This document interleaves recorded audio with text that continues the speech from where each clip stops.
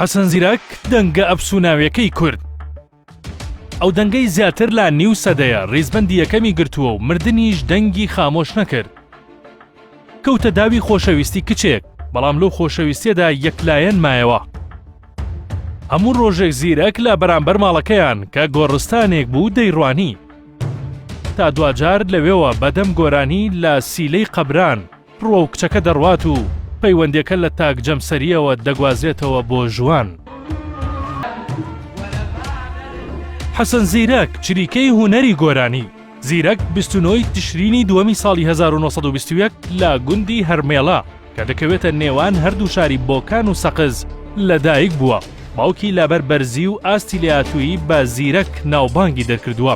شێوازی ژیانکردنی لادیەکان لاپاڵ جووتیاری و وەرزێری چینایەتی خوڵقاندووە و دیوەخان خاوەنی دەسەڵاتی ئابووری و بەڕێوەبردننی گوند بووە. بۆیە حەسەن زیرەک لە کارکردن لە دیوەخانەوە دەست پێ دەکات و ژیانی لەگەڵ جووتیار و وەرزێرەکان بووە. هەر ئەو کات گۆرانی کاکی جووتیار دەڵێت.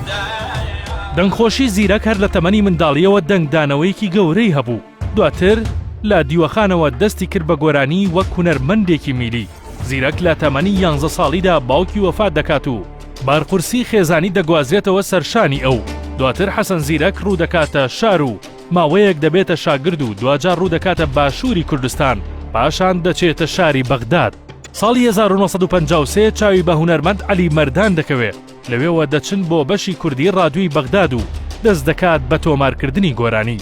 ساڵی 1958 دەگەڕێتەوە بۆ ئێران و لەوێوە دەچێتە ڕادیۆی تاران و کرماشان، پاشان تەورێز. لە ڕادیۆی تاران میدیای زەن دەناسێت و هاوسەرگیری دەکەن، پاشان دەچێتە شاری مەعباد، دواتر دەڕوات بەرەو شاری شنۆ. ساڵی 1960 تا 1961 لە شاری سلێمانی لەگەڵ تیپی شانۆیی هونەرە جوانەکان لەگەڵ سێوە و ڕەشۆڵ بەشداری دەکات لە شانۆیی بووکی ژێردەواری ڕەش و تەڕپیر. ساڵی 1962 تا ساڵی 1964 لە ڕادیۆی کرمان کاری کردووە و 83 گۆرانی تۆمار کردووە. حەسەن زیرەک گەرچی سەختی ژیان دەرفەتی خوێندنی نەدا، بەڵام زۆرێک لە گۆرانەکانی دانراوی خۆیەتی لە پاڵەمەشدا سوودی لە بەشێک لە تێکستی شاعیران وەرگرتووە، لەوانە نالی، وەفایی، سەید کامیلی ئیمامی، کوردی، پیرەمێرد. بەتایبەت گۆرانی نەورۆز کە شعری پیرەمێردا تا ئەمڕۆژ لە پاڵ ئاگری نەورۆزدا بەیەکەوە دەگڕێن. حەسەن زیرەک زیاتر لە 1500 گۆرانی هەیە و بەشێک لە گۆرانەکانی لە دەرەوەی ستۆدیۆ تۆمار کراوە. زیرەک ساڵی 1970 تووشی نەخۆشی شێرپەنجە دەبێت و ڕۆژی 26 مانگی 6 ساڵی 1972 کۆچی دوایی دەکات و لەسەر وەسێتی خۆی لە ناڵەشکێنە بە خاک دەست پێ درێت.